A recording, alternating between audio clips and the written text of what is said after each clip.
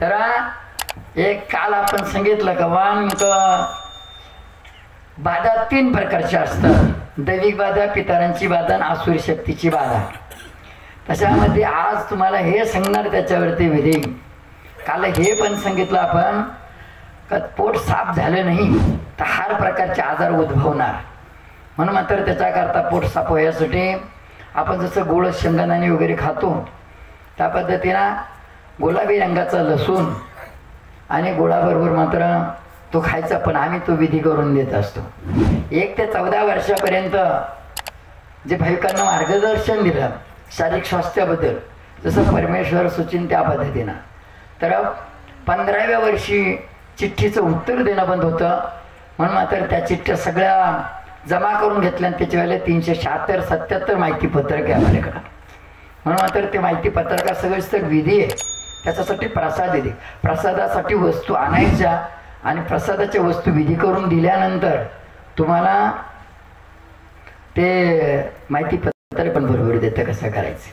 म्हणून अशा पद्धतीनं आता याच्यामध्ये हे डोकेदुखी, कंबरदुखी, सांध्याच्याबद्दल सांगितलं. पोट साफ व्हायसाठी सुद्धा सायंकाळी सूर्यदेव मावळायच्या टायमाला अशा पद्धतीनं मी काही सांगितलं का सूर्यदेव मावळायच्या टायमाला दोन्ही हातामध्ये असा तांब्या धरायचा आणि करुंगळीचं त्याच्यामध्ये गहूभर अंतर ठेवायचं.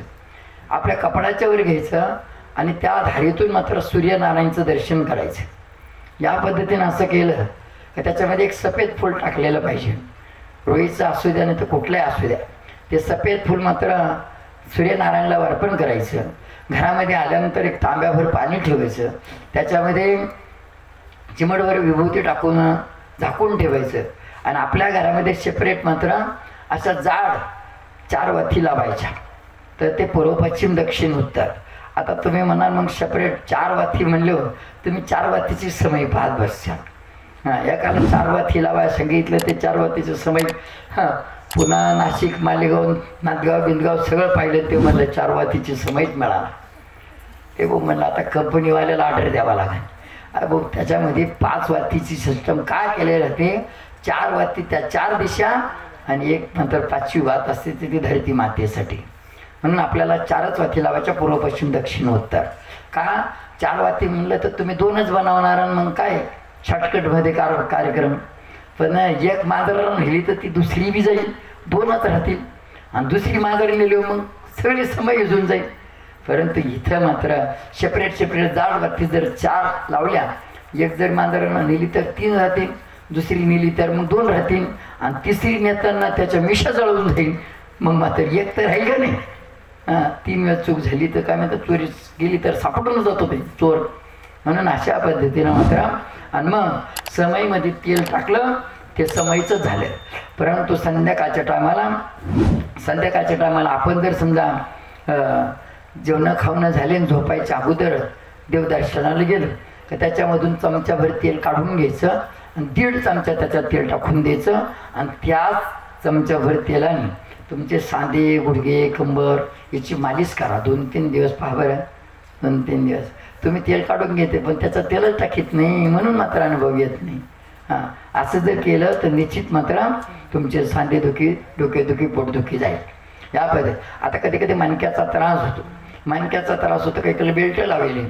परंतु 1-2-5 मिनटं तुम्ही फक्त अशा पद्धतीनं ताट बसत जा आणि जे देवाचं चिंतन करा. आता तुम्ही ताट बसते घेऊन असं करते, असं नाही, असं समोर पाहायचं, असं समोर पाहायचं.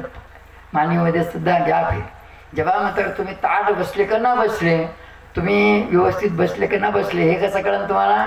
इथं मात्र शिंदीच्या ठिकाणच्या भागामध्ये एक सुईचं टोका एवढं छिद्र आहे, त्याला ब्रह्मरंध्र म्हणते. त्याचा असा थंडावा वाटून बर्फ ठेवल्यासारखं समजून घ्यायचं आपली साधना संपन्न झाली. असं जर थोडंसं 2-2, 3-3, 5-5 मिनटं जर तुम्ही विधी करत राहिले, बसत राहिले ना, निश्चित मात्र तुमची ती इडापिडा जाईल. मानेचा बी नाही, कमरेला पट्टा लावायची गरज नाही, मानेला पट्टा लावायची गरज नाही. ह्या पद्धतीनं आता दुसरं काल आपण सांगितलं का बा हरभऱ्याची डाळीची पिठाची म्हणजे हरभरे दळून त्याचीवाली भाकर, मोहरीच्या तेलामध्ये भाज्या, कोणत्या भाज्या ती माहितीपत्रक आहे. त्या माहितीपत्रकाप्रमाणे आपल्याला मात्र 21 दिवस किंवा 31 दिवस मात्र आपल्याला तो विधी करावा लागतो. तुम्ही म्हणलं मग डाळीचं पीठ आणू, पण डाळीचं पीठ मात्र डाळीचंच पीठ नसतं, ते त्याच्यामध्ये मिक्स असतं, मॅचिंग होणारं. म्हणून मात्र त्याच्याकरता आपण विधी करून दिलेले हरभरेच नंतर दळून आणायचे. तर तुम्ही 21 किंवा 21 दिवसामध्ये तुमचा सगळा डायबिटीजचा आजार नंतर जातो.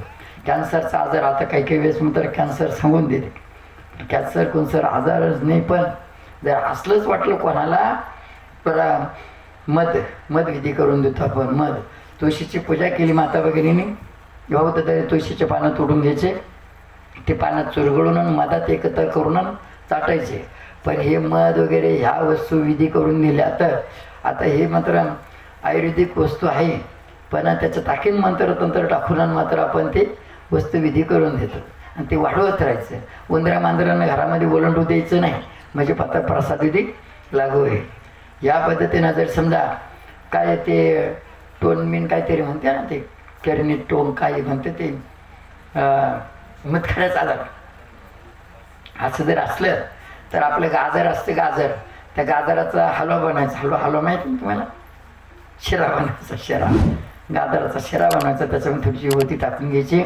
असं जर 2-4 दिवस खात राहील तर मुतखडा पडून जात असतो. म्हणून अशा पद्धतीनं, आणि एखाद्याचं काही असं चटका चुटका बसला, लहान बाळांचं काही जुळलं जुळलं बा, भाजी बिजी सांडली, गरम पाणी सांडलं, चहात हात टाकला बा, असं काही झालं तर त्याला केळीच्या कातड्याचा गर वगैरे लावायचा, त्याने पण जातं त्या पद्धतीनं.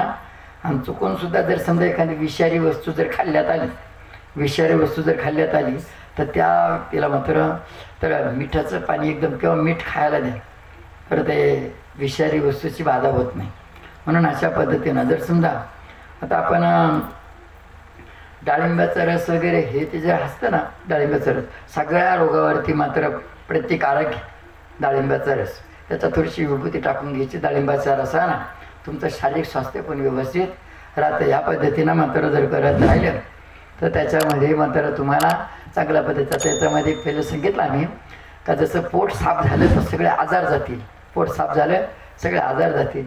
म्हणून त्याच्याकरता गुलाबी रंगाचा लसूण त्या 2 पाकळ्या, माता भगिनीने विषम संकेत आणि भाऊदादांनी सम संकेत, 2, 4, 6, 8, माता भगिनीने 1, 3, 1, 3, 5, 7 अशा पद्धतीनं 3 पाकळ्या माता भगिनी गुळाबरोबर चवून खायच्या जेवणाच्या अगोदर, आणि सायंकाळी पण मात्र 5:30-4च्या दरम्यान. अशाने मात्र पोट साफ होतं. एखाद्याच मात्र जर समजा 1 ग्लास पाणी 1 ग्लास दूध असं असलं खालवर करून घेतलं, थोडीशी उती टाकली, ते जर जेवणाच्या अगोदर पिलं तरी पोट साफ होतं. म्हणून मात्र अशा पद्धतीनं आता इथंही मात्र ज्यांच्यामुळं मात्र हा कार्यक्रम चालू आहे त्यांच्या सानिध्यामध्ये त्यांच्याबद्दल मात्र थोडंफार सांगितलं पाहिजे. आतापर्यंत मात्र हे जे 3 दिवस कसे गेले, काय गेले, त्यांच्याच कृपा आशीर्वादाने मात्र गेले. आणि योगायोगाने मात्र उद्या मंदिरात मध्ये परिवार माता पार्वती आणि गणपतीची मूर्ती बसून आपल्याला मंदिराचं नामकरण पण मात्र करायचे का त्यांच्या नावाने मात्र आपल्याला जय जयकार करता येईल.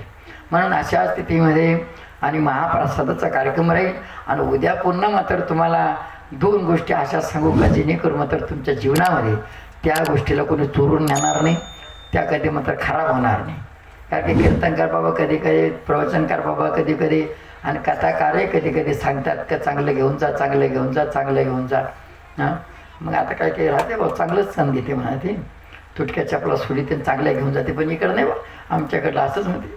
ते म्हणले बाबा म्हणत होतं म्हणे चांगलं घेऊन जा, चांगलं घेऊन जा. सप्ताह सुरू झाल्यापासून मग शेवटच्या दिवशी मग चांगलंच घेऊन गेले, तुटक्याच्या आपला सोडल्या चांगल्या घेऊन आले. ते म्हणलं चांगल्याच घेऊन आले हो, काय होती झाले ते हो, त्याला कोणी चोरून नेणार नाही, ते कधी मात्र त्याचा नाश होणार नाही, आणि आयुष्यभर तुम्हाला पुरण ना असं घेऊन जा, असं घेऊन जा. म्हणून मात्र उद्या सुंदर अशा पद्धतीनं ह्या अनुष्ठानाला त्यांचं मात्र मौन सुटलं ना, ज्यांना ऐकू येत नाही ना त्यांनी कान साफ करून यायचं.